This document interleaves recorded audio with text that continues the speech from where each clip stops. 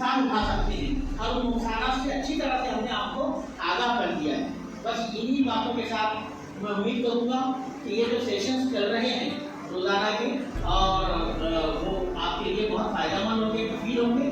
doctor साहब ने बहुत शॉर्ट नोटिस पर हमारी दावत को लब्बैक कहा और आपके रहनुमाई